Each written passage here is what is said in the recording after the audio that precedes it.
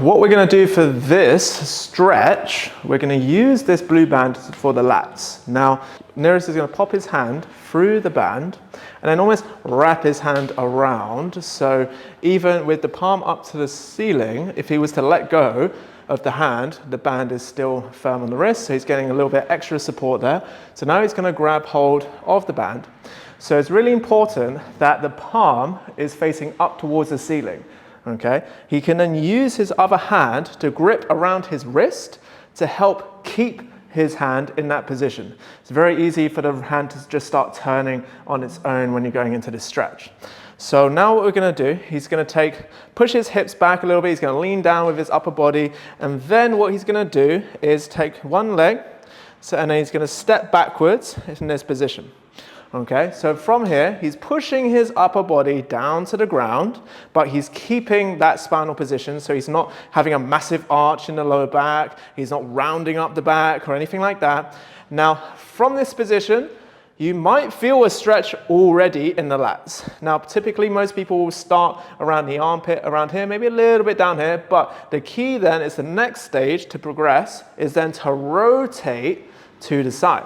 So whatever hand is holding on to the band, if it's your right hand, you're going to be turning to face the left. And then from here, you should start feeling now the stretch go all the way down the side of the back, getting all of the lats.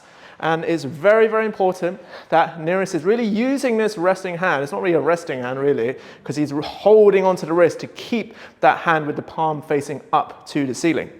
So we can hold this position. He's got a little bend in the elbows, and just going to hold this position about 30 seconds, a minute or so. And sometimes you might need to just turn back a little bit if you start getting maybe a little cramp, or maybe you've moved into it a bit too quickly. So slowly then easing back in by pushing the chest down to the floor, turning to the side, and then just holding that position. And then once you're done, you can then just start to rotate back and then step forward, and that's it. So you can do the same thing without the band. If that band is coming a little bit too further down, we don't have to hook it up this way. We can just, instead of putting it into a loop, we can bring just the band around on top of the bar and then do the same thing, but now with a much shorter distance on the band. So an alternative would then be to use a squat rack, especially in a big commercial gym.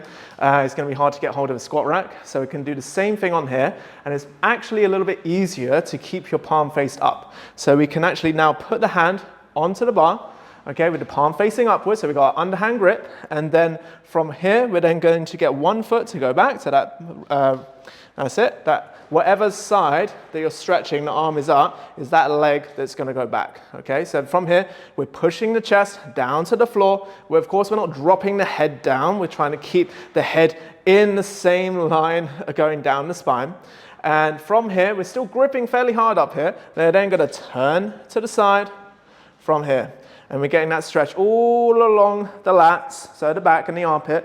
Sometimes you might feel a little bit of a stretch in the glute as well. If you're particularly tight, you will get a little bit of tension there, but the main focus here is on the back. Okay? And then when you're done, then you just step up, and that's it. We're finished.